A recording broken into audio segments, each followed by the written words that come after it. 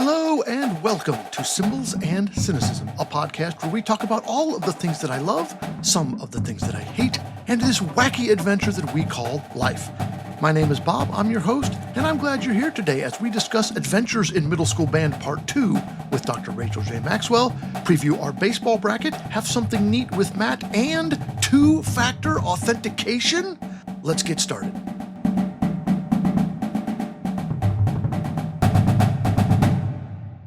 Welcome back to the show for this week. We want to get right into Dr. Maxwell as soon as we can, but we do have a little bit of fan mail to discuss. Our first listener writes, I can tell you edit because sometimes you chop off the end of a word or sentence. You should really be more careful.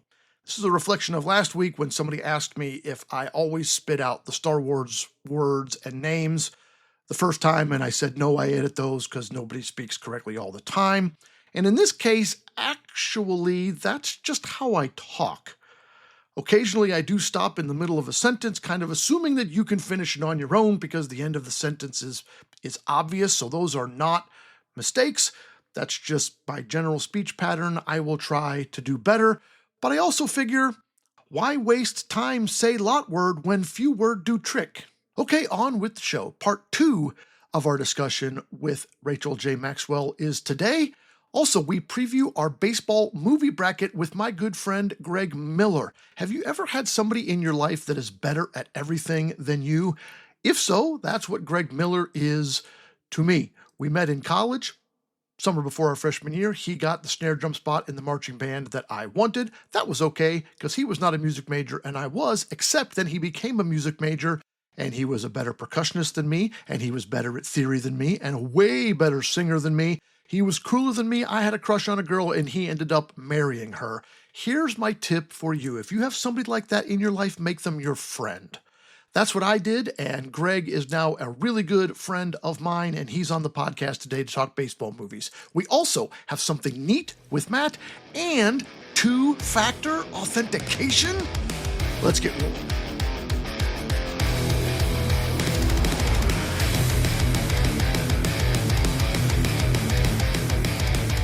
We pick up here where we left off. Last episode, we had just discussed essential non-negotiables in the rehearsal setting. If you missed part 1, it was on last week's episode, so you might want to go back and check that out, and then come back to here. For the rest of you, here is the remainder of our conversation with Dr. Rachel J. Maxwell. Friendships and marching band is a totally different animal than middle school band. There's so much value in pageantry and the marching arts and all of that sort of thing. Sure, absolutely. So in order to achieve these must-haves that your list, more specifically like the balance, the blend, the notation literacy kind of things, are there specific method books, warm-up books, technique books? Like, what are some of the nuts and bolts that you use on a regular basis with the bands?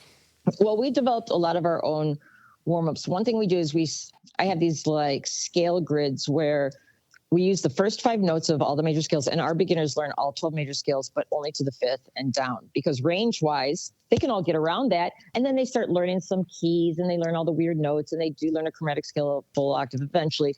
But we put almost everything we do, we put up on the screen.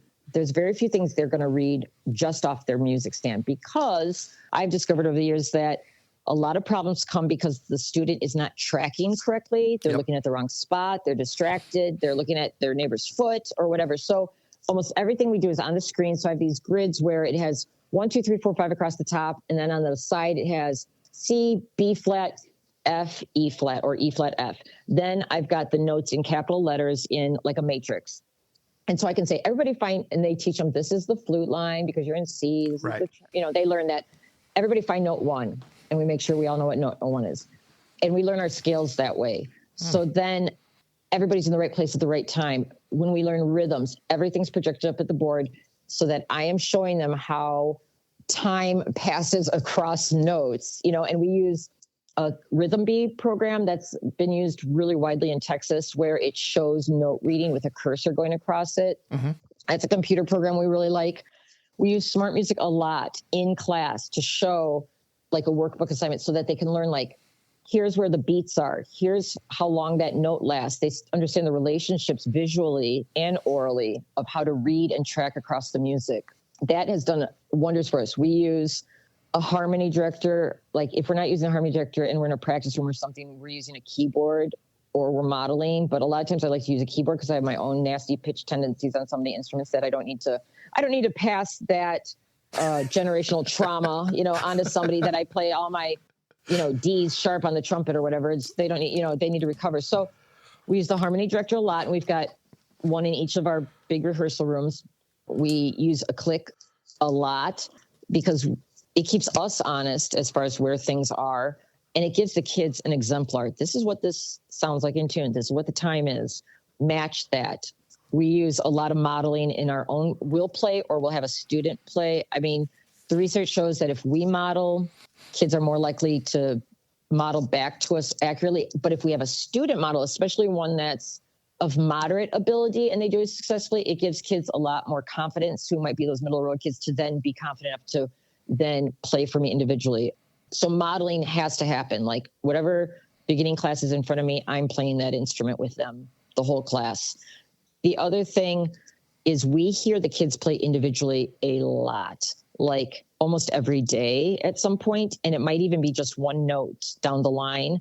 But we'll do a lot of like, oh, let's all play it. All right, let me hear you four play. All right, everybody, how about you play? Everybody, you play. Everybody, back and forth. Let me hear some volunteers. If everybody that, if you didn't volunteer, but you're sitting next to somebody who did, all those people play. So we just break it down in 100 different ways so that I'm really hearing what every child sounds like. And they get very comfortable playing alone immediately. Mm-hmm. Now, some kids still get a little shaky, and I can see that. Well, then maybe I'll play with that kid when it's their turn so they don't have to feel scared. Right. Maybe I'll partner them with somebody else. But there's a million ways to hide if you don't have your kids play alone. And so I think too many people, and I read it online, people will be like, I never make my kids play alone. They're terrified. Well, why are they terrified? Because they've never done it. So it seems scary. But if they do it every day and it's no big fuss and you start with low stakes, then they get more and more comfortable. And it's just part of what they do then. But we have to hear the kids individually. Otherwise, there's really no way to understand if they're actually articulating correctly, what their tuning tendencies are, what they actually sound like, finger dexterity, that kind of thing. So we'll do like we'll call it, hey, we're going to have a spot check tomorrow on this. Everybody be ready to play measure 42. And lots of times I'll put my teaching partner on the other end of the room and I'm on this end of the room, and we just have kids play individually, but they're both going on at the same time. Mm-hmm. So we can each hear the kids, but it's not like they have to stand up and do a solo in front of the class kind of thing. Right. So I think those things, and just, you know what? We can do it better. We can do it better. Do you guys think that's the best sound you can make? Let's try to make a better sound. Was that the best release we can do? Did anybody hang over? I ask a lot of questions about like, why would I want to do that again? What was not great? Okay, well, what was good about this? What wasn't? Why would I want to do that again? And we get them really thinking and listening and talking about, because a trumpet started early, or their articulation was mushy and mine was strong, that kind of thing. Yeah. So those things, I mean, right away from the first day of band camp, we're doing that with them so that they understand, like, it's not noise making, we're trying to make organized music, more organized sound. You can make noise at home on yourself. If you and your friends want to go in the cul-de-sac and do, moose calls with your baritone, that's up to you and your mom. But in our class, let's try to do it so we sound good, kind of thing. Yeah. So, no, 100%. Tell us a little bit about literature. What do you program? Maybe, philosophy of thought of programming music for full ensembles. Yeah. So with the beginners, like I said, we do try to do a lot of things that are already loaded into smart music, because then we take those pieces and we chop them up into, 10, 12 parts of little fragments. And so for the sixth graders, the beginners, so I'll turn, let's say we're doing like Liberty March by John Edmondson, and it's a whole thing of, it's 10 8-bar phrases. So each week I'll put a little playing test, 8-bar phrase in smart music. I reduce it down to say 70 for a tempo, so that everybody, even if they don't turn in the greatest score, if they've spent some time on it, I'll bump the score up for them, because it's really just a forced practice session. So I do like to program things that are in smart music for those beginners, because then we're providing this very structured practice session. Plus they have that as a reference. They understand how to use it as an exemplar to hear their part. They have modeling. It really helps them be independent of when they're practicing. We're going to make sure that they're doing, on those beginner concerts, we're doing a march. at least 2 of the 4 cycles, probably all of them. We're doing something that, even if it's not lyrical, it's more transparent, more contemporary chords and things, you know, more like the Bell Mages, or some of the stuff that Randall Standridge's publishing company's doing is really nice. There's some really atmospheric type things. We're doing something that's super traditional overture wise. And then we might do something that's a novelty, but I say novelty loosely. Like, we're not doing pop music or movie music necessarily, but we might do something that's maybe in a swing style, or flute loops, or, you know, something that's featuring us, you know, one of the sections. So I'm programming pretty traditional with those 6 years. So like their first concert in October is all workbook songs, and we just play, you know, it's a demo concert. Sure. Yeah. The second concert we did like an overture, a McGinty, Edmondson over, you know, their red and book collections, the Queen of collections. We did an overture, and I think we called it like, it was overture in B flat or something. And we called it Winter Overture for Sleigh Bells or something. And we add, and we add sleigh bells to it. And suddenly it's a holiday song. And they all think and they're like, this is going to sound great with the sleigh bells. Everyone's going to think, you know, they're out on it's a winter song. And then add some tempo blocks, and it's a horsey. Right? It's a horse song. Yeah. It's our version of Sleigh Ride. And then we do something that's actually, we try not to go too holidays, but something that they know that's a holiday song. And then maybe something that's specifically wintry sounding. Then right now we're in what we call our contest cycle, because we do a fine arts festival in our district where we have 5 middle schools. Everybody brings all of their bands, and all of our 6th graders play back to back to back to back for a panel of judges. Then all our 7th grade back to back to back. And that keeps a lot of accountability for the kids and the directors, which is great. So for this cycle, we're doing a march. We're doing a Bell Mages piece that's like more of a, you know, Scottish, whatever it is, something that's more overture-y. And then we're doing After the Rain, something that's got some transparency and some contemporary type sound. Then the 7th grade, in 7th grade, we kind of like to start the year easier, like a grade 1.5, easy 2s with them.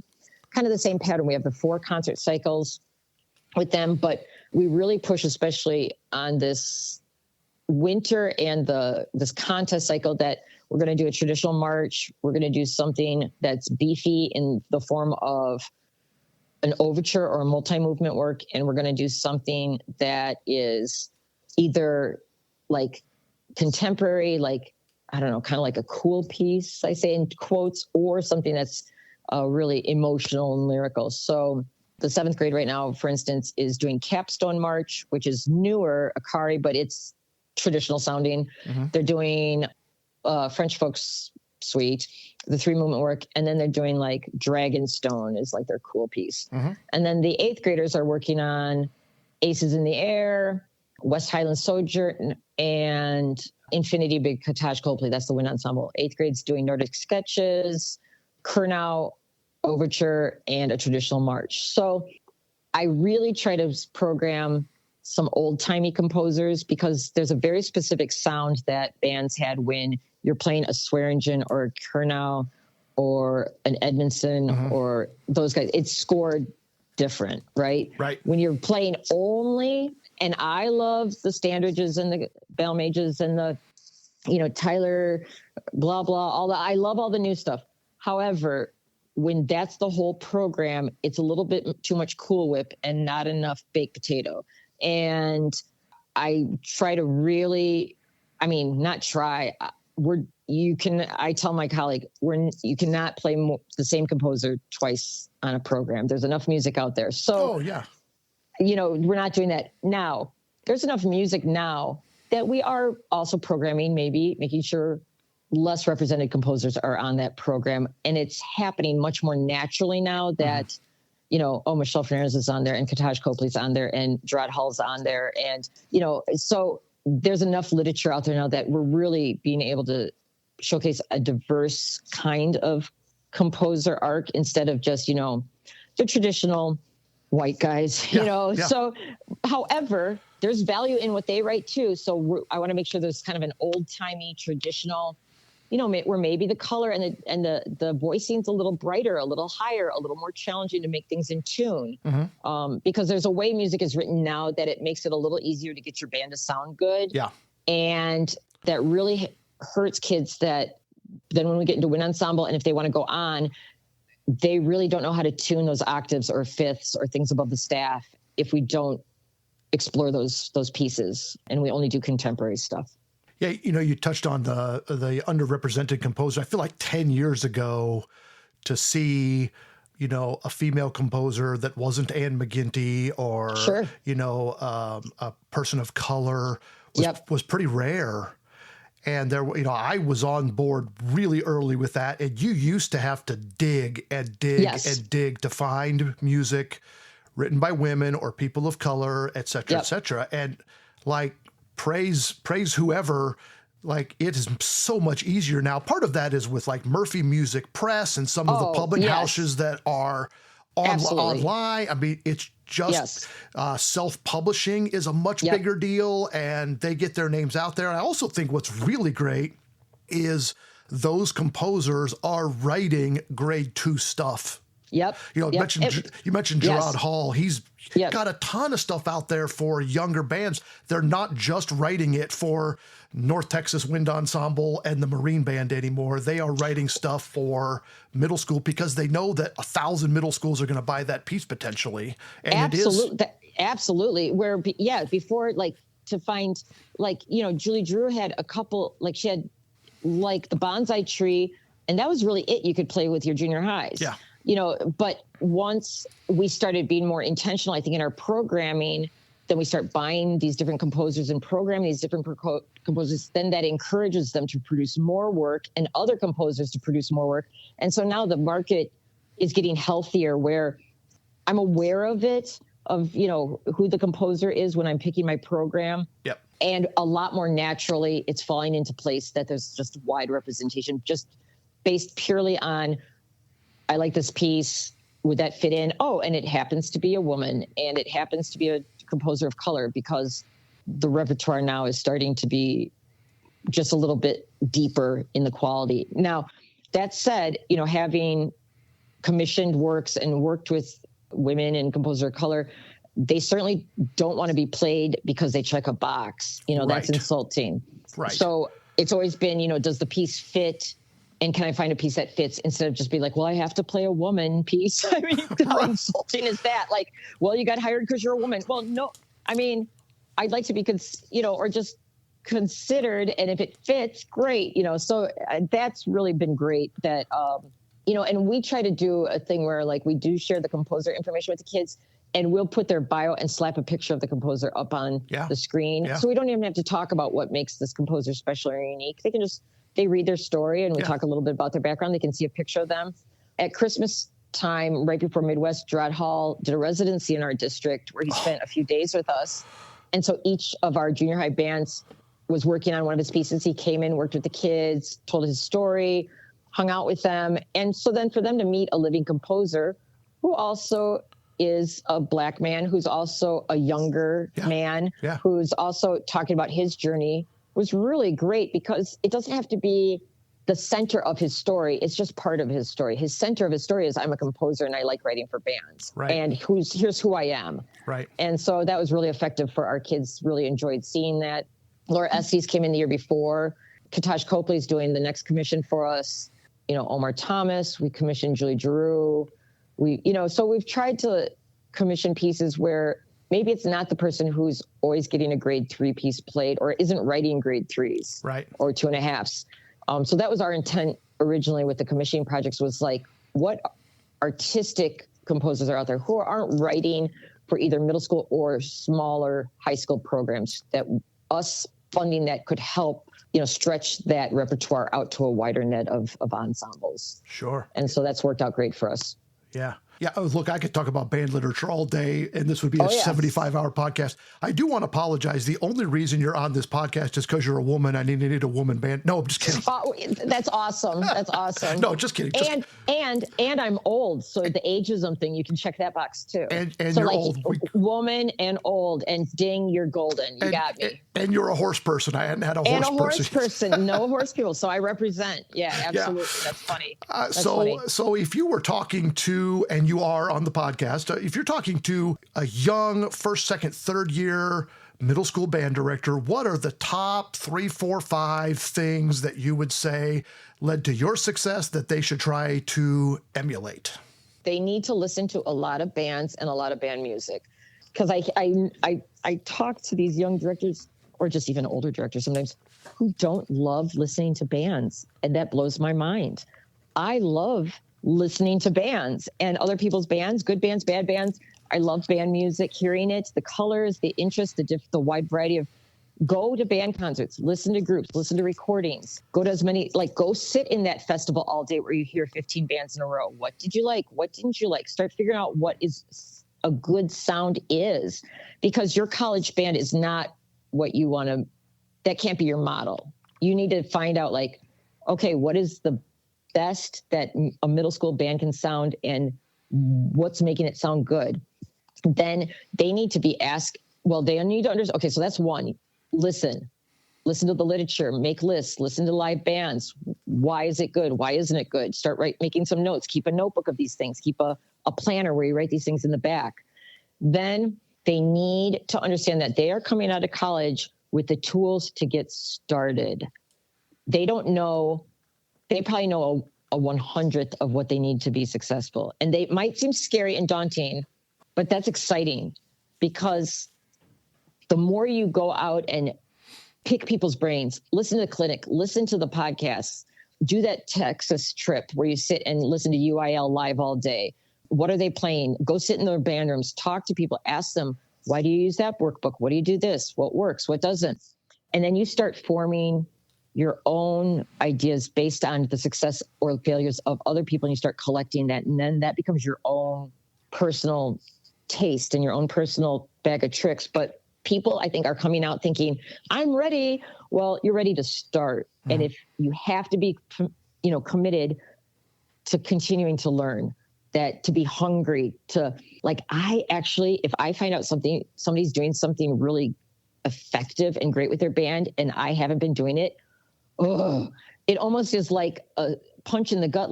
Why didn't I think to do that? I got to incorporate that. I'm going to steal that idea.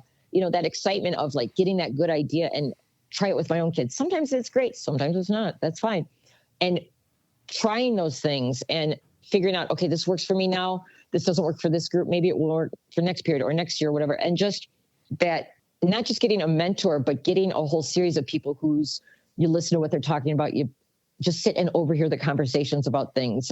Go sit at the table at lunch at the festival with the seasoned directors. They will welcome you. Okay. There's no boys club where they're like, you can't sit at my table. And I tell this to young women directors too. We think there's an old boys club that invites the young boys in. There isn't. Those guys are just friends that happen to be sitting together because they all grew up in the same era together. So they kind of hang together because that's their friend group. If you want to be in a space, if you want to be around people that are better than you, just physically walk over and hang in that space and keep your mouth shut and listen, or ask questions and then listen to their answers. But if you ask questions and you say how were you able to get your freshmen to sound so good? Or how did you develop that part of your program? They will share and tell you and be excited about it. There's not this secret society of people trying to lock people out. Is there some gatekeeping? Of course there is, but I think it's more they want everybody to earn their pedagogical stripes a little bit, is what the gatekeeping is, because you got to know your literature. You got to know your instruments. You got to know your pitch tendencies. You got to know how to tune a chord.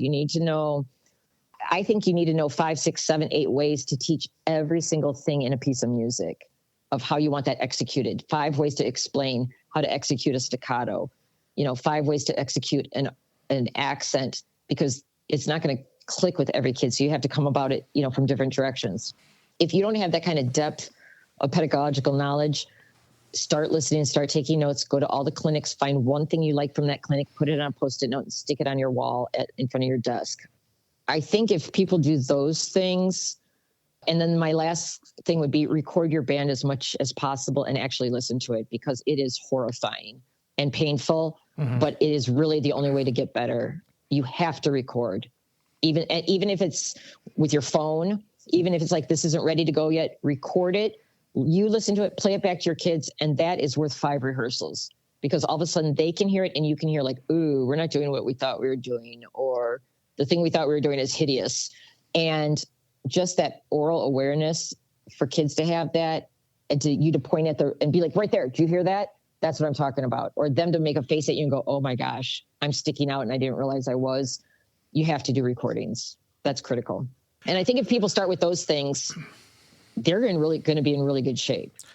And I think a lot of those things are the things that young people don't do. I hate to be old guy yells at cloud, but I don't think they go and sit all day at a contest or a festival like I did 30 years ago. I mean, like I still do. I do. You know, if yeah. there's like a couple big Music for All affiliate regional festivals in our area, a couple of high school ones and such. If I don't have some that day, I'm up there sitting in that room all day. And I like to kind of sit by the judges so I can overhear what they're saying. Yep. Because I like to see, like, are they hearing what I'm hearing? Like, is Richard Floyd sitting behind me saying the same thing? Or what is he saying that I'm not hearing? Right. Like, that kind of thing. Or if there is an event going on like that, reach out to the person organizing and say, hey, can I come and be the judge's assistant? So you can sit all day with the judges and listen to their comments and look at the scores. And you're never too old or too late to do that. And I know people talk about work-life balance. This is a career. If you want just a job, there's a lot easier things that make more money. If you want a career and something that to be artistic and to be something that changes children's quality of life, this is that thing. And it's more than a job. It's a career and it's part of your identity. And I think that's okay. I like that my identity is that I'm a teacher, that I'm a band director, that I'm a musician. And I have other things I like too, but it doesn't freak me out that the job is a big part of my life, that it's something I love. It's something I enjoy. I love spending time thinking about and talking about and listening to band. Embroider that on a pillow. I mean, that's beautiful. And by the way, for those of you listening to this a week or two from now, it is currently 6:30 on a Friday night, and Rachel Maxwell has agreed to be, we're still on the podcast talking. It's a Friday night, and we're talking band when we both could be with our families or doing whatever else. And I've always been a band room rat. And, you talked about like, go sit with the people.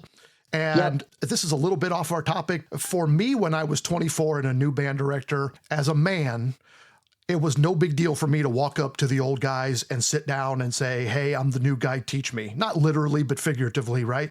Sure. Mouth open or mouth shut, ears open, right? There's a reason God gave you two ears and only one mouth. But do you think, and like today, like 2026, is that more difficult for women to break into, or do you think it's not, or is it personal? I don't think it's that difficult because, here's why. Because most men who are currently teaching have been raised, it's not 1980. So they were raised in an environment where they had mothers who worked and were leadership roles. They had band directors who were women. I think they're very aware too that I need to make an effort to not be misogynistic jerk. There's an awareness of that. And most guys, I think, try to make an effort to not be. Now, so the director I feed into is a woman, and we both got inducted into Phi Beta Mu the same year. And it was adorable. I mean, I thought it was funny because it was just so telling, but one of the older members, he was probably had to be in his 80s of our chapter, was like walking down the line, shaking hands with the new members. And he got to us and he went, oh, a girl. Oh my God, we died. And I said, okay, so if you're 85, you say, oh, a girl. Yeah. And I think he was more like, wow, we've got women band directors in here. We got some women in here now. Yeah. It wasn't like, oh, a girl, you can't do this. No. And so I don't think there's any sort of weird dude wall up for women. Because in Illinois, we've got a lot of great women band directors who are very strong. Yeah. And, the boys got to keep up with them kind of thing. And most people that if you come up and ask them about things are flattered and want to share with what worked with them. And if they're old and bitter and yucky, you don't want to hear from them anyway. And if they shut you off, that's them. They've got bad people skills. They're weird. You don't want their vibe anyway. You don't want to be, so if somebody feels like they're getting shut out by somebody or somebody gives them the cold shoulder. It's not you, it is them, because they're in their own head. They're doing their own thing. Shift gears and move on to the next person, because there's more people out there who want to share and want to help and want to be part of passing this on so that you can have a little bit easier time and so that your students can have a little bit easier time than maybe some of us did when we started. I'm glad to hear you feel. Yeah. I feel like it's more welcoming, but again, I don't get to make the call because I'm a middle-aged white guy. I don't get to say, well, it's not that way for women anymore. Who am I to say I'm not that person?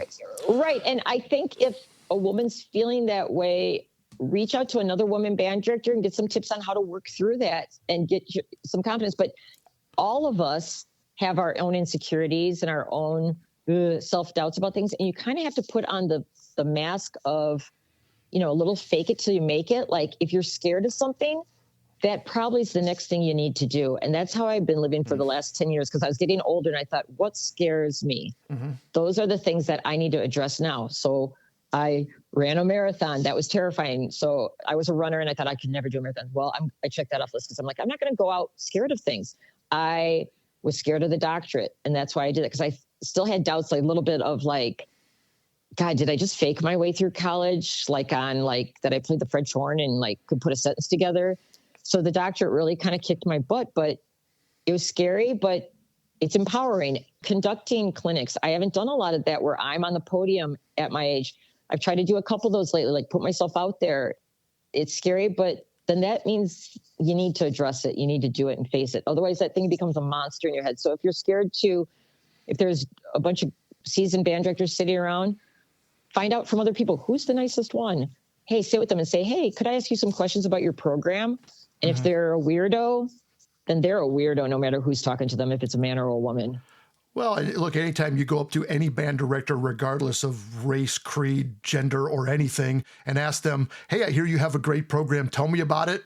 Like ego falls, like that's, yes. Well, right. Before anything, we're all like have these egos that supersede any other characteristic we have. Right. And, and who doesn't love to talk about themselves? No, obviously. you could be a purple alien from Pluto and I'm going to tell you about how great my band is because you asked, right? Absolutely. So, so that's the thing. So just, and if you're scared or nervous, then you just got to like put on the costume of, I'm going to walk up and be confident and ask the question and pretend. Just like when you get in front of your class some days, and there's days I still have anxiety when I get in front of my class about how things are perceived. And I just have to get up there and get into character and do it and project what I want to happen. There's a great book that I read years and years and years ago. Somebody gave it to me when I was going through a tough time in life. It was called Feel the Fear and Do It Anyway. And it was about just embracing the fear and doing the thing that you don't want to do or don't think you can do. And you mentioned running a marathon. I think I cried for the last 2 entire miles when I ran my first marathon.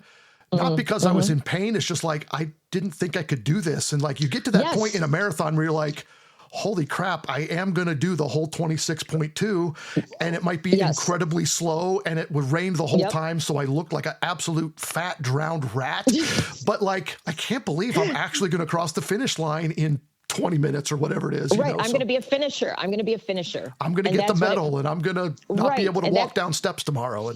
Right. And that's part of that mindset of like, what is the scariest, hardest thing that seems, I can never get over that wall. Well, you actually can, but it might be horrible and painful, but you know what? On the other side is a lot of peace and a lot of confidence.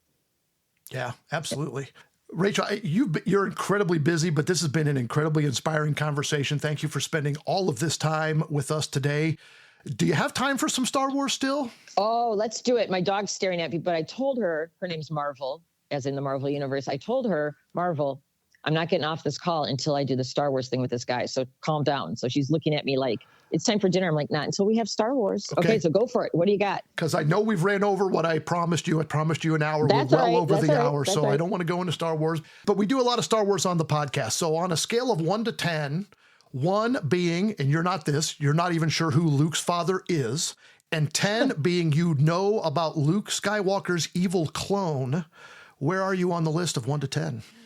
I don't know about his clone because I've never gone into like I haven't done the cartoons and I haven't done any of the books or any of that, but I'm really I've done all the movies, of course. Yep. But I'm really pretty hardcore into the series that have been plural. Yep. So, okay, so Rogue One, when it came out, just hit me over the head because it made A New Hope and Empire and Jedi mean so much more because you understood what went into that. Like the sacrifice was real than what set off the events for the other success. So the investment was so huge. So I loved Rogue One.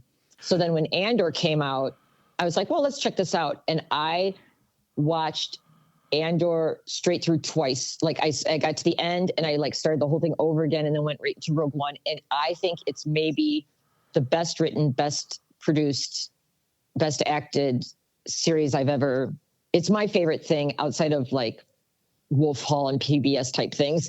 I think Andor is brilliant because every character, well, as you know, like how you tell a giant story, it's by focusing on the minutia of somebody's life, like and that make those things matter. And I was rooting for every character in that. I cared about every character, and every character was the hero in their own story. Every character had a tragedy, and every character was the villain to somebody else. And, isn't that what our lives really are? Like we're always our own hero and we're always somebody else's villain. And I just thought it was such tremendous storytelling and it made everything else matter so much. And then the other one I love is Obi-Wan Kenobi's story, his, the series, the series. Yeah. It just, and, cause then Revenge of the Sith is like my favorite Star Wars chapter, because I love origin stories and just showing, how far he felt, and the tragedy of Padme, and that everything good that the twins got was really from their mother. And then she's almost forgotten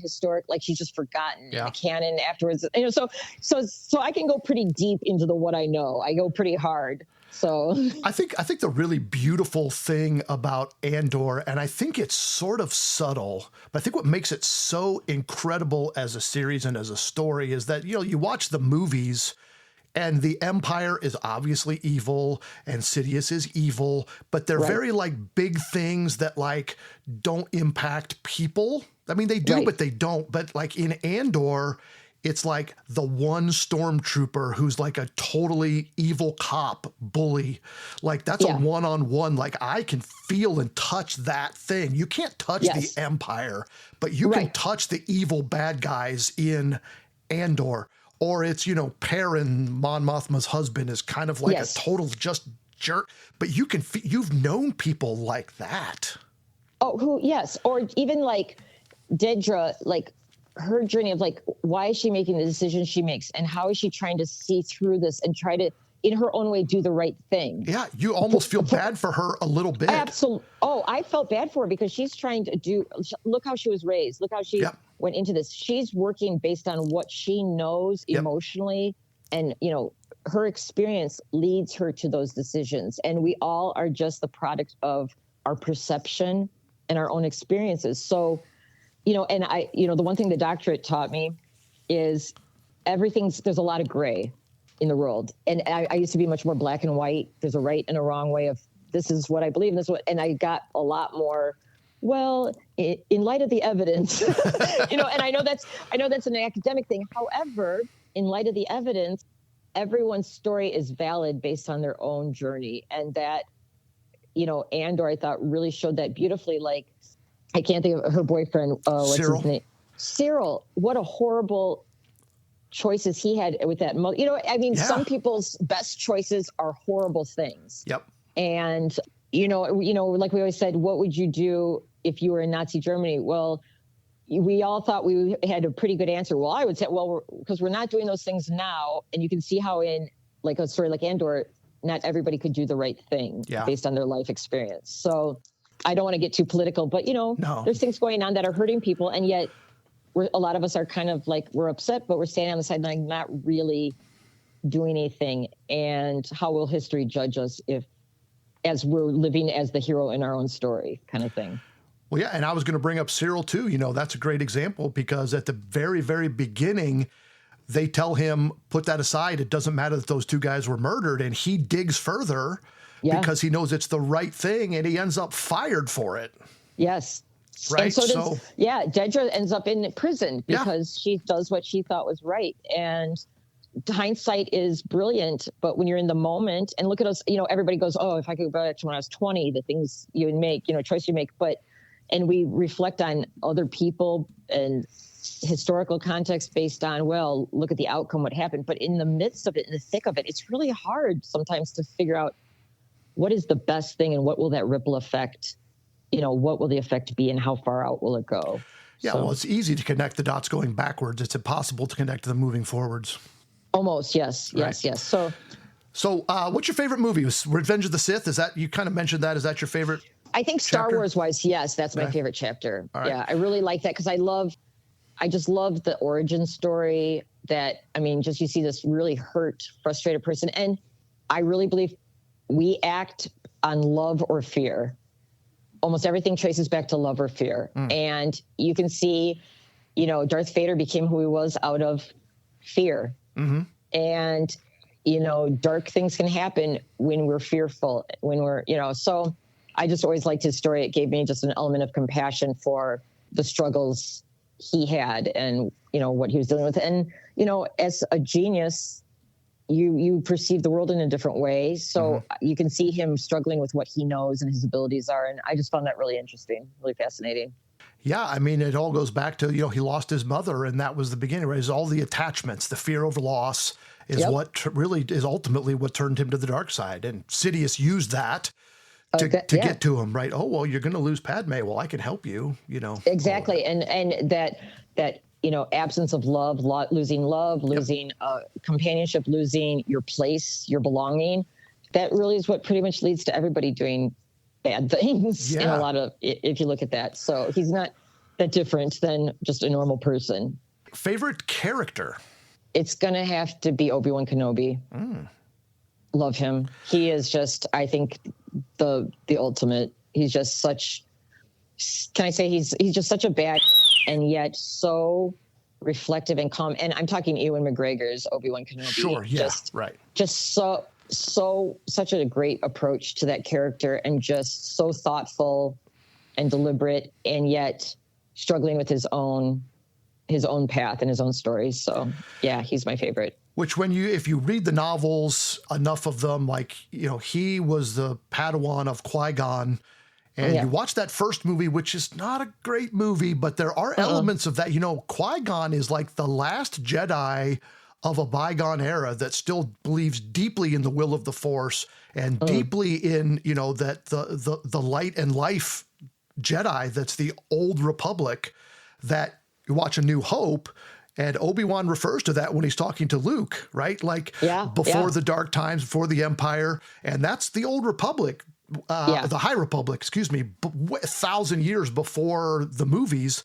And Qui-Gon is more of that, which of course then he taught Obi-Wan, and in the midst of a lot of chaos, Obi-Wan can sometimes be that centered, thoughtful Jedi. Sometimes not. Sometimes he just pulls out his lightsaber and goes to work, but he's a product of his environment too. Right, but you can see through, I think, especially the series based on history, of what he sacrificed for the greater good as well. And what he was trying to do the right thing, long game, and just what he gave up. So, well, and his struggle in that series of trying to reclaim his use of the Force after he shut it off so hard, so deeply for so many years.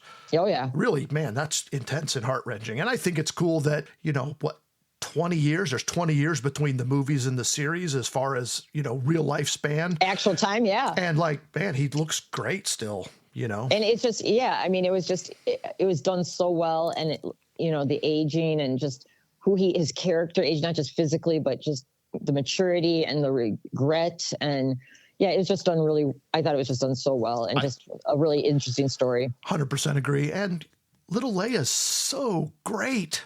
That kid did a great job. And that was really cute. And I know it's not like, some people are like, well, if she knew him, why did she say later, blah, blah, blah. But it works. It works. Well, and how did they find a child that looks and acts so much like the adult Leia that we know from almost 50 years ago, right? Oh my gosh. Absolutely. And I love, and just tying that to Leia's journey of going to sort of this she was always handy and stuff. But then to go from being like Princess Leia to General, Yeah. I found that really a great messaging for women, for anybody, that, you know, you can be more. It's never too late to become what you might have been. You can be more than what you're born with, more than what other people label as. You can create what you want of yourself. And that was really cool, I thought. Absolutely. And I you know, there was some criticism over like too much fan service with like the green gloves and the, you know, the belt. It's like, oh, come on, guys. Just like, God, like just love the, can't you just love the moment? Right. And let's enjoy the fan service. I'll take it. Yes, Throw us the bones. Like Throw the us the end bones. of Rogue One. Is it cheesy when Darth Vader just murders everybody at the end? Yes. But do I love it? Absolutely. Can't we just love Vader being an incredible badass for a moment? Right. And I think it just shows like how powerful he truly was and how scary he really was, which really doesn't come across in, you know, like the old movies, because, you know, you don't really realize how menacing and how terrifying he really could be. So yeah, I thought with the last, you know, 5, 6, 7 years of material has just really brought to life and paid really great respect to the original material. Oh, 100%. I can't wait for a season 2 of Ahsoka coming out. That comes out in a couple months. The Grogu and Mando and Grogu movie is coming out. Starfighter is a ways off, but that's going to be great, I think. Yeah, we are in the golden age of Star Wars media, and I love every bit of it. Catherine Kennedy, Dave Filoni, they are American treasures. Love what Disney has done. I was a little worried when Disney bought Star Wars. I was like, no, I was wrong. This has been fantastic. Very few. I love The Acolyte. That was great. I was sad that got canceled. And yeah, it's been great. So 100%. So I'm a fan. So we're kindred spirits in that regard. With everything except we almost became best friends today. Except I'm not into horses. So yeah, well, you know, I have my horse friends, so I'll just keep you compartmentalized in the band friend world. Fair enough. I could be the band friend world. Rachel, this has been a brilliant conversation. Thank you for spending so much time with me today. Let's have you back in the future sometime, because this was awesome, and we can talk about, I don't know, there's a million things we didn't talk about today. But thanks for being on the show, and good luck with the rest of your school year. Have a great weekend. Recharge those batteries for the kiddos on Monday. Thank you so much. I appreciate the time. Thank you. All right, welcome to our next guest. He is a husband. He is a father of 2 wonderful adult women. He's a band director extraordinaire, and the main reason why I suffer as a fan of the Cleveland Guardians. This is my friend Greg, the Thriller Miller. Welcome to the show, Greg. How are you doing today? Thanks, Bob. It's great to be here. I think I've heard every episode, so it's cool to actually be part of it.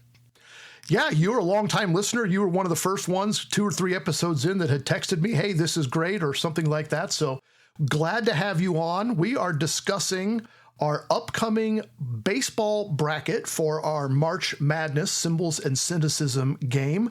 We are doing baseball movies of all of the people I know that love baseball. I don't think anybody loves it more than you. When we were in college together, you got me hooked on the Guardians. They're the Indians back then, the Guardians now. And you've been a lifelong Guardians/Indians fan yourself, right? Yeah, absolutely. You know, like I've been thinking about this, and as a kid, I was really kind of equal strength NFL and MLB, and I was a really big Browns fan, and I kind of lived and died for Sunday afternoons. And at some point, I guess late in high school or into college, especially, you know, the Browns became a little dysfunctional, and then they moved, and whatever that was happened in Baltimore. And right about that same time, the Indians at that time just got really good and really compelling. And so I really started to follow baseball a lot more closely than football. I grew up playing baseball a lot, but I don't really think it was until like college when I really started to dig into baseball. And it's also been a big thing for my family. My mom's family is all from Cleveland, and so a lot of trips to see them involve going to see a baseball game at the same time. So it's definitely my favorite thing to do outside of school. And that was the Albert Bell, Jim Thome, Omar Vizquel. I mean, so many, Carlos Baerga, so many fantastic players from that 90s crew that should have won at least one World Series, but close but no cigar, I suppose, huh? Yeah, absolutely. It was kind of crazy having been a fan for a long time, having gone to the games at the old stadium where there were 6,000 people in an 80,000 seat stadium, and half the time you were booing your own team. And then they move into this beautiful ballpark in the 90s, and almost immediately they're competitive. It was surreal, to the point where when we were in college, if you wanted tickets to a game, you went to Kroger to Ticketmaster on the day they went on sale and hoped that the game you wanted was still there when you got to the counter. Yeah. Because they were selling out so many games. So seems like a long time ago now, but it was crazy how good that team is and how all the stars and the planets just aligned at that point for that team.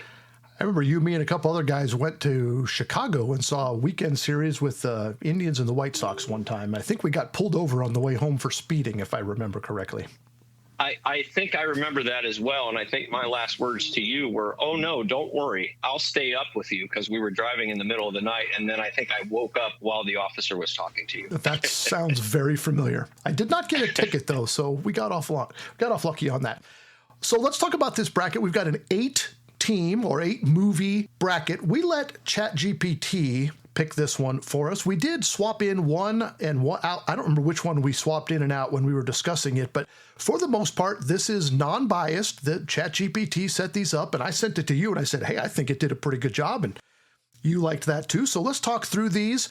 Well, let's start at the top of the bracket with the 1 versus 8 matchup. Our 1 seed is Field of Dreams from 1989, starring Kevin Costner, Ray Liotta, and James Earl Jones. Tells the story of a mythical cornfield in Iowa turned into baseball legend. That matches up against the 8 seed, The Rookie, from 2002, starring Dennis Quaid, based on the true story of Jim Morris, who made his Major League Baseball debut at the age of 35, which seems like a youngster to me today, but 35 is old for a Major League debut. How do you see these these movies matching up? Well, these are 2 interesting movies to start with, and really, I feel like this bracket is all these different facets of baseball. So you've got Field of Dreams, which is like the baseball in the heartland, the cornfield in Iowa, real family focused. And, baseball is America's pastime kind of feel. It's very spiritual. It's very nostalgic. Obviously, like, it's a huge father and son movie. And I think probably out of all the ones we're going to talk about, if you asked anybody who cares about baseball movies, what's your top 3, 4 movies, I would think almost everyone has this one on their list. It's also one of the things I love about this movie and about several of the other ones on our list is the score to the movie. The music in this movie, you've heard lots of other places too. They cut it and put it in other trailers for other movies, and Major League Baseball loves to use it too.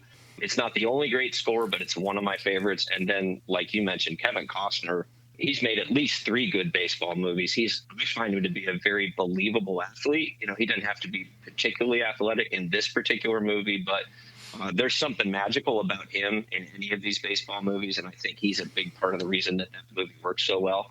As far as The Rookie, I kind of think of that as the baseball Disney movie, kind of like the Mighty Ducks is for hockey, The Rookie is for baseball. It's a real feel-good movie.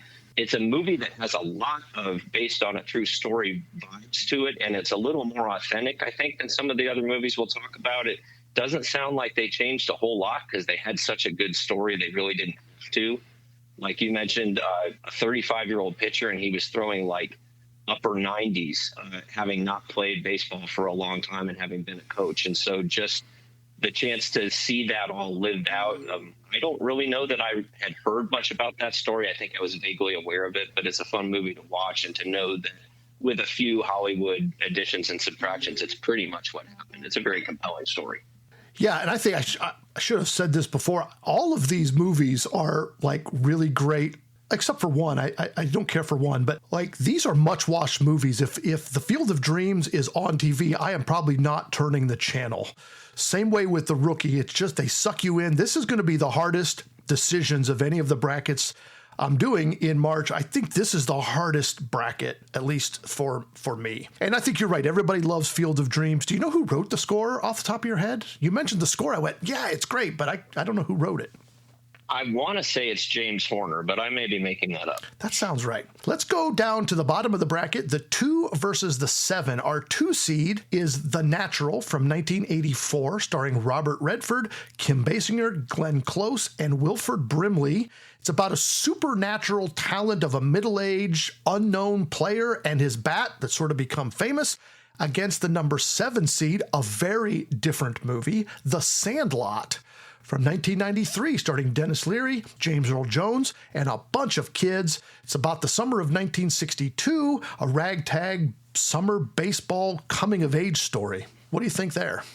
Yeah, one of the things that these two movies, I guess, kind of have in common is they're both period pieces. There's a couple on our list that are set in a certain time. And I think one of the things that's entertaining about these baseball movies is seeing how the game has changed over time. You watch The Natural, and they're playing with these baseball gloves that just look ridiculous. And you kind of wonder how Roy Hobbs can even catch the ball when it comes to him, because it doesn't look like there's much to his glove. And you watch the old style stadiums and the way the field looks and the uniforms that they're wearing. And I think that's part of the charm of that movie, is just taking you back in time to a very different time when baseball looked and felt a lot different. Even though so many elements of baseball have not changed over time, there's definitely been a lot of things that you can watch something and immediately realize which era of baseball you're in based on how they're dressed or what the game feels like or the strategy and just the approach to it.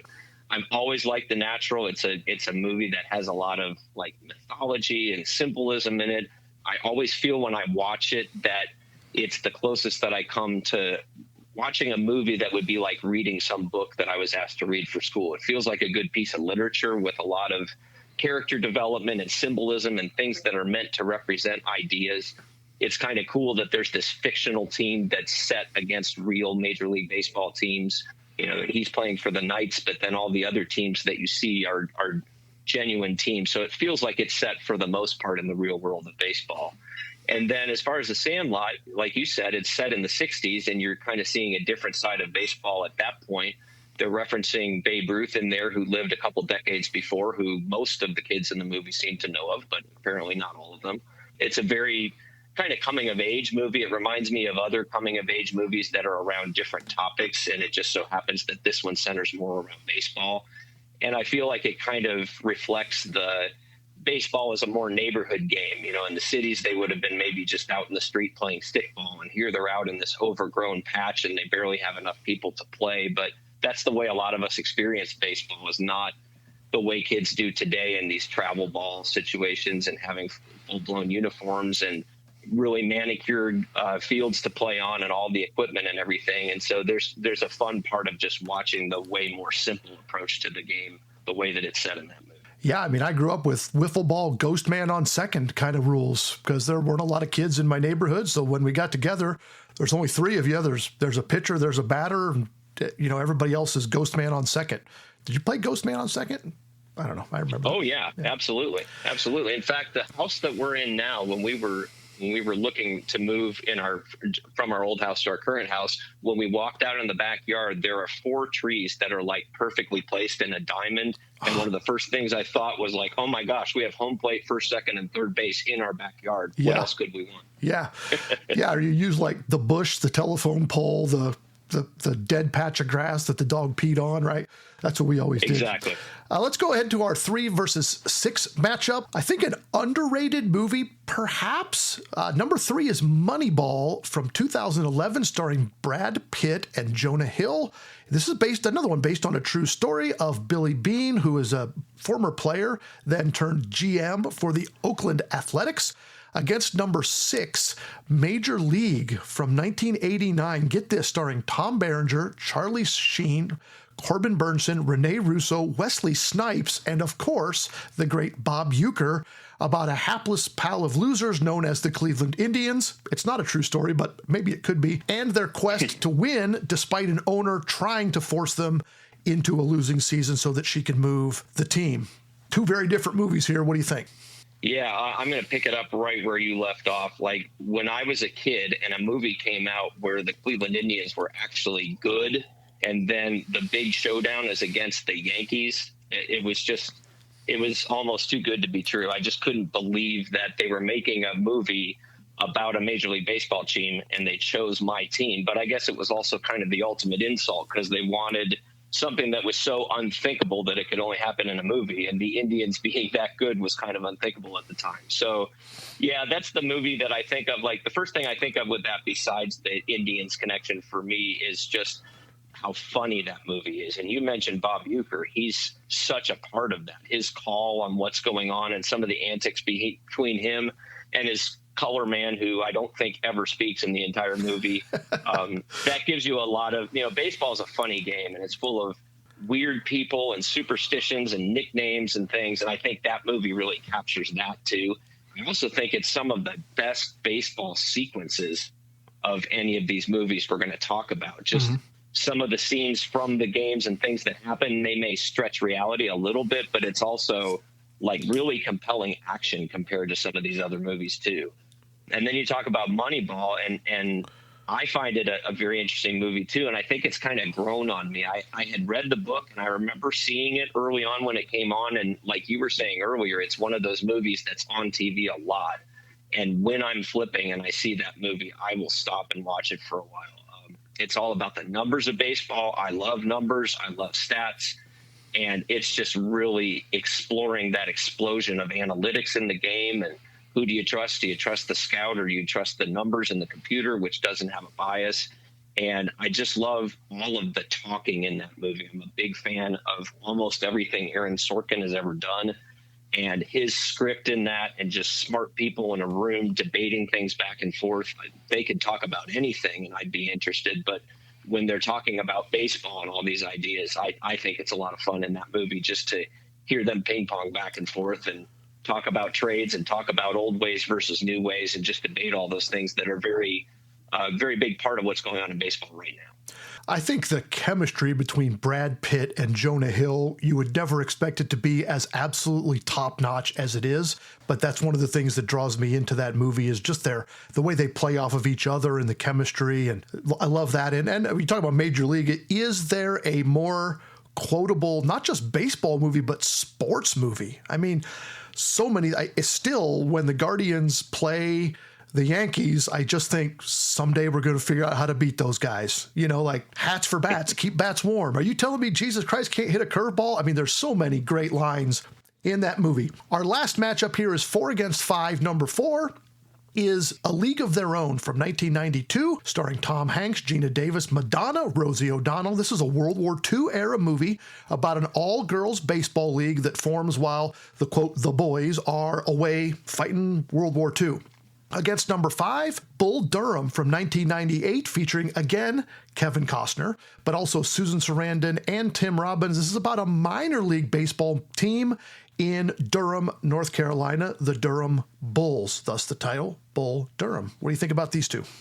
This is a really interesting matchup. In some ways, it's a very different kind of approach to the game between these two movies. You've got A League of Their Own, which has this sense of history, and obviously another movie that's based on a true story in some ways. This actually happened, that in the 40s there was this interest and popularity in baseball, in women playing baseball, because so many of in fact, some of the best known players were off in World War II and not playing Major League Baseball at the time. And so it's very much a snapshot of a bigger part of our history, not just the baseball part of it.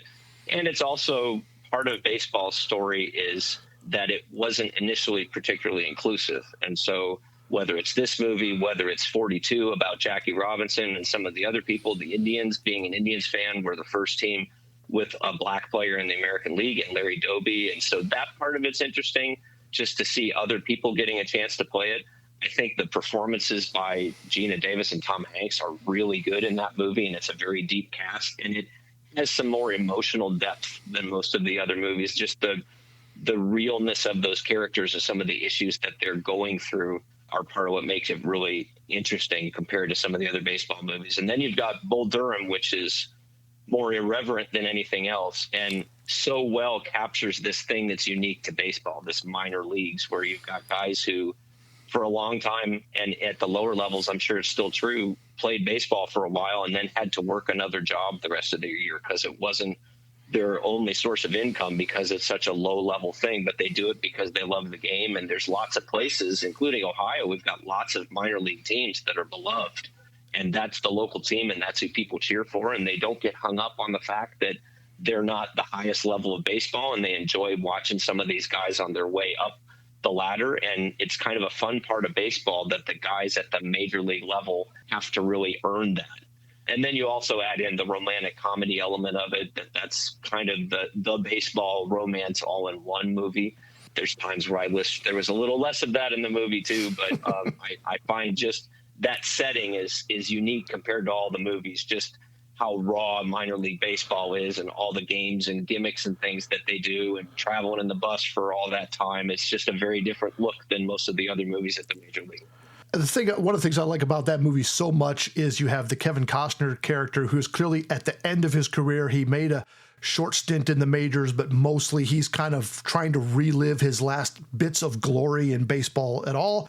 You have the Tim Robbins character that is the young buck trying to make it into the big, still has his whole career ahead of him. And it's this mentor-protege kind of relationship that is not always glamorous. But again, another quotable movie there too in Bull Durham. Okay, so that's the bracket. We have some movies that we need to go watch. If you're going to play along at home, this bracket is in the show notes for this episode. You can also find it on our socials, on Facebook, TikTok, and Instagram. Mr. Miller, any final thoughts?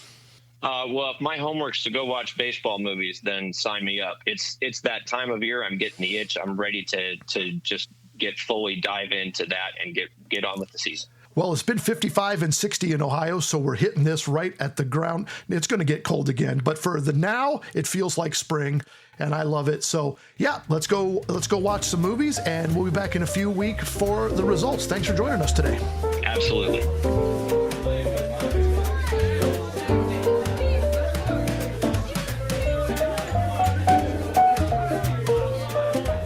Hey, Matt, how's it going?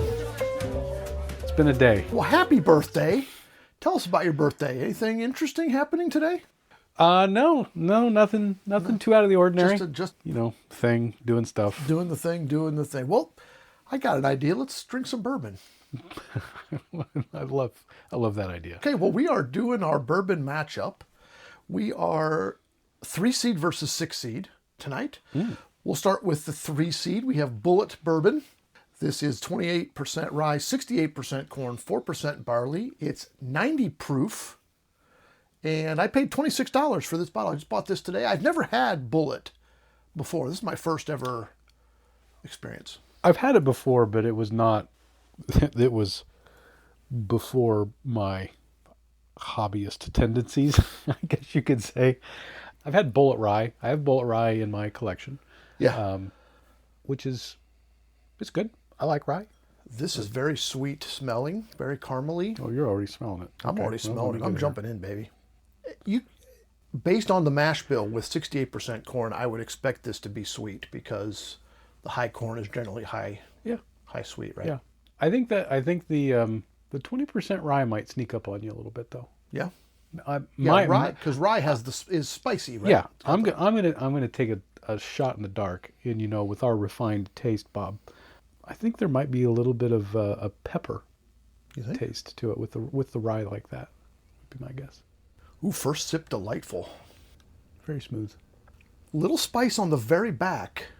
Yeah. I get a little spice on the very back. Caramely on the front. Yeah. Caramel, vanilla. This is nice, especially for $26. And it's not very dark. I mean, this is kind of I would call it a general medium amber tone. Yeah. Maybe a little on the lighter side. Yeah. I like the bottle. The bottle is just plain, just a sort of a... it's sort of industrial. Yeah, industrial in stout. Just a stout, like it's solid, Looks like George Costanza. It's the Seinfeld of bourbons. I like this. So have you been watching any of the Olympics? It just ended, but did you watch? Oh, yeah. Yeah? Yes, I sure did. There's nothing else on my TV than Olympics. Just fantastic. When I'm working here from home, I had it on one of my external monitors just on the side that I could glance over. And what sports did you gravitate towards? Curling. Curling. Oh, definitely curling. Top notch. Did you see that Corey Tesi had the record number of ends? Yeah, most number of ends in one Olympics. It's like 193 ends or something like that. I think it hit up 194 because they went to 10. I think something like 190 something, which was quite a bit more than the previous record. It was 180 something, so almost an entire other game. Of course, she was in the mixed doubles, won the silver, and then was in the bronze medal game with the women's team. I like the sports that, like curling, that you don't see other times of year, at least not on American TV. Like the biathlon, where they like cross-country ski and shoot. That's such an interesting, that grew out of training for wars in mountainous regions. That's where that whole thing started and then became an Olympic sport. Yeah, God, just everything. I will just watch absolutely I think sport. The one that I found the other day that I found myself sitting there watching the TV, I could figure it out, but like trying to keep track of it was just mesmerizing. It was like, I'll probably get the number wrong, but it was like the 5,000 meter short track speed skate 4-team relay or whatever. Oh yeah. Where they have like the rest area, then the warm up lane, other. and then the actual track itself. Yeah, don't drink bourbon while you're watching that, because you're already like, it's like hypnotic. I felt like I was going to pass out watching that. What do you think, if you could pick a sport to compete in, Winter Olympic sport, what do you think you would choose? Assuming not one that you think you could do. Okay. Like dream scenario. Assuming that I'm good at it. Assuming that you perfectly athletically trained body and so forth. I think I would want to do luge. Luge. Those people, luge, skeleton, bobsled, those people are nuts. Although I'd have to do a little more research. I would probably be better at the 2-man luge, because there's got to be one person that's just like useless. Well, there's a steering person and the brake person. I think the other person's the brake person. I could be the brake person. Yeah. Did you see All the gas, no videos brake. of there was some news anchor, and then also Jason Kelsey, the former NFL player, both did like a bobsled run with, like, just as a rider with the pros. They both said it's the scariest thing they've ever done. Oh, I could only imagine. I think if I could do one event like that, I don't know. I think speed skating, and I can't ice skate at all, but I think like speed skating would be really pretty cool. I think that'd be fun. Till you wipe out and slam into the thing. I'm a little bit embarrassed to say this. Actually, I'm a lot of bit embarrassed. You've told me a lot of embarrassing things. Yeah. Give me a minute.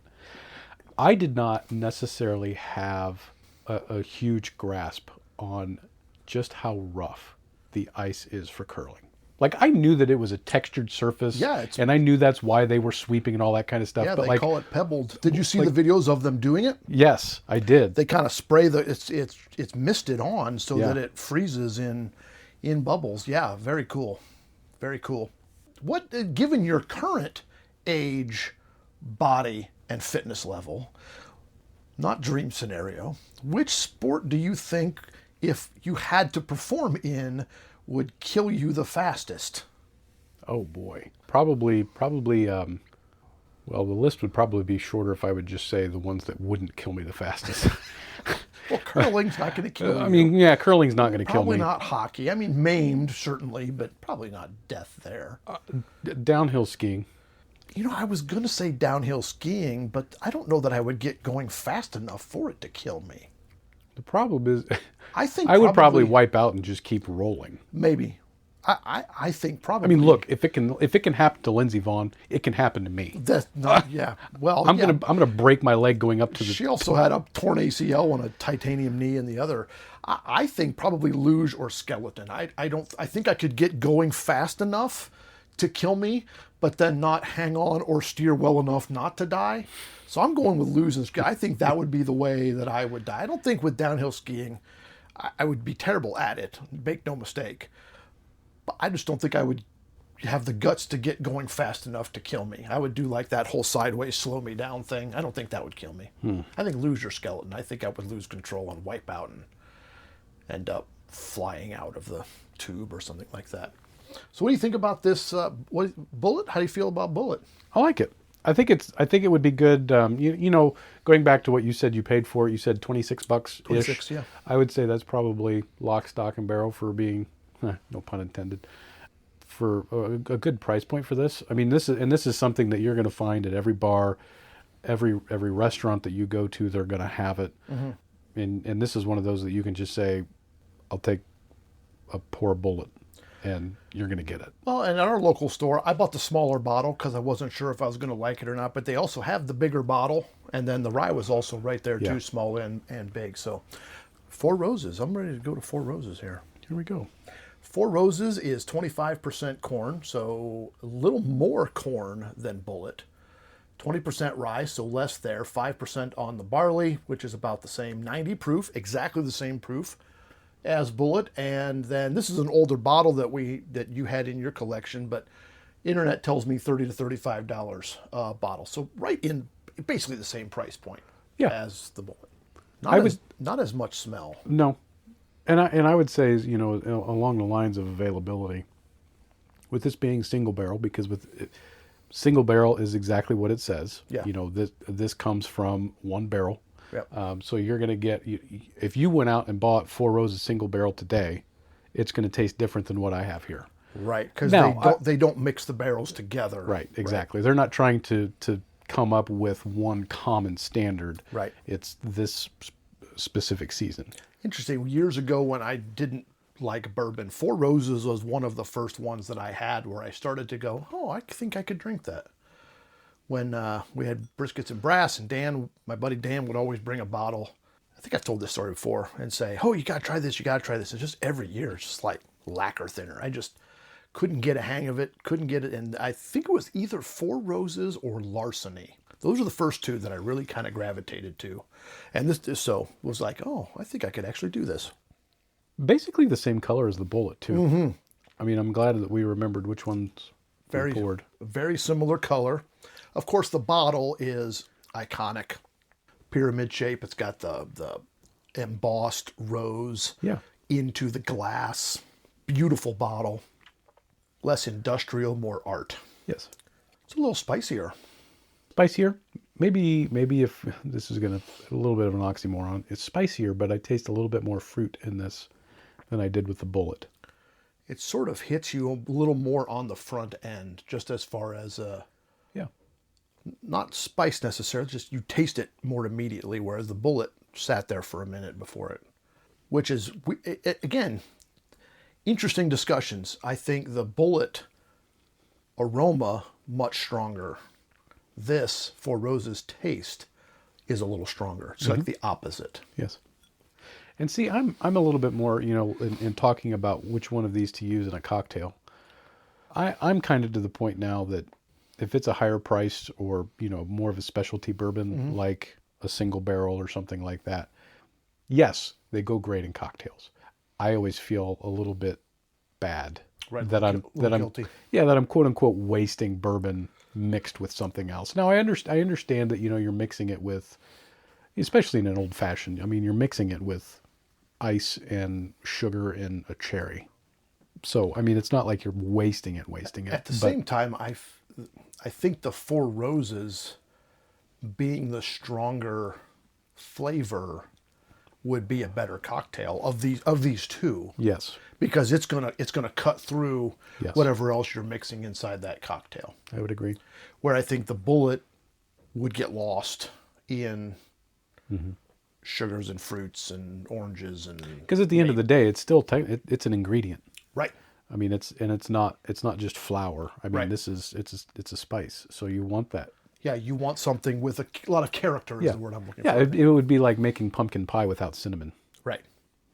It's stupid. Why would you do that? I don't care for pumpkin pie. You can have pumpkin pie. I eat pumpkin pie like a piece of pizza. Dip it in some Cool Whip. I prefer pumpkin roll, Well, okay, and eat it like a burrito, which I eat like a sub, a Subway sub. Yeah, $5 foot long. So yeah, absolutely. Yeah, again, we're 6 for 6. These are really good bourbons. They are. They're very good. I can't believe I haven't had the Bullet before. I'm glad I bought that bottle. I will definitely put it on the shelf and use it for various things, such as drinking. Consumption. Consumption. Yes, I will. Yes, I will. I mean, if you're going to use that bourbon to like wipe down the countertops, yeah, that's what I was going to do. Shine my tires. friends don't let friends. So you have another suggestion? Consumption. Oh, consumption. Yeah. Got it. Okay. All right. Well, we are going to come right back next week. We're doing back-to-backs here. Actually, we've got you on, I think, a couple of weeks in a row here. Oh, boy. Because we got the 3-6 matchup this week. We've got the 4-5 next week, which will be Maker's Mark versus Woodford Reserve. That's our 4-5 matchup, which if memory serves, I believe going back to our preview, you said was going to be one of the closer matchups. I would say so. So, which kind of surprised me. I thought that was going to be a blowout, but we'll talk that next week. So that'll be next week. Then we're coming right back the third week in a row, and we'll have the bracket results. I got to tell you, we're getting some fan mail in. I just run into people or hear from people, text people. People are doing this bracket. Somebody just cornered me the other day. I was getting my taxes done the other day. Last week, 2 weeks ago, maybe, and it wasn't. Did you take a bottle with you? I did not. No, I did. No, I did not. And my CPA does not drink at all. He's dry. He's clean. But one of the other workers in the office stopped in and tried to get some answers out of me. He tried to. Yeah, like, hey, I picked Makers over Woodford. And I picked something else over something else. And I said, well, I'm not giving away. I didn't give away anything. Of course, we haven't even done the Woodford one, so couldn't have given them an answer if I wanted to. So I appreciate their optimism. So people are really doing this. They're into it. It's great. So we'll be back next week with the 4-5, 2 weeks from now with the bracket results. Wow. Are you excited? I'm stoked. And so we'll be back next week. Join us for episode number 9 of this season as we come back with the Woodford versus Makers. Anything else on these two bourbons before we say bye? No, I'm going to finish these up. All right. Have a good week, Matt. We'll see you next time. At some point. That's it. No. Breathe. Find your happy place.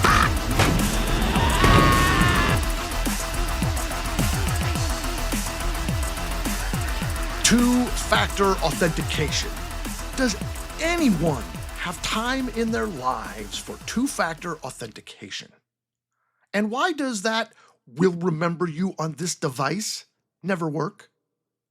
And why does YouTube/Google sometimes want me to open up my iPad and confirm that it's me that's trying to log on to my computer? And why does my phone sometimes require me to enter my passcode in order to enable Face ID? Are you telling me it is more likely that someone will have my face than it is to have my passcode? Why do people have my face? Look, I'm all for cyber security, but is there some sort of algorithm that tells the device that I'm in a hurry and that now would be a great time to enable an authentication check of some sort? It's like the password people found out from the printer people how to figure out that things are urgent. Is it because my phone is listening to me and I say I'm in a hurry, I have to log that in? Or I'm in a hurry, I have to print that, and then it reads my heart rate or something and goes, hey, this is a great time to screw his life even further and double check the authentication of who he is. There has to be a better way. Instead, it's all just getting worse. How about this one? My Honda car payment website sends me a verification code every single time I log in. What's your username? What's your password? Great. Now go check your email for the 7-digit code and come back and put that in. Are you telling me that there is someone out in this world who is trying to pretend to be me to log in to make a payment on my wife's car? You know what? I give you permission. Go for it. Please make a car payment on my behalf. I beg you. My password is in the show description. I feel better. Do you feel better? I feel a little better until I probably go to load this podcast and it asks me to double verify who I am.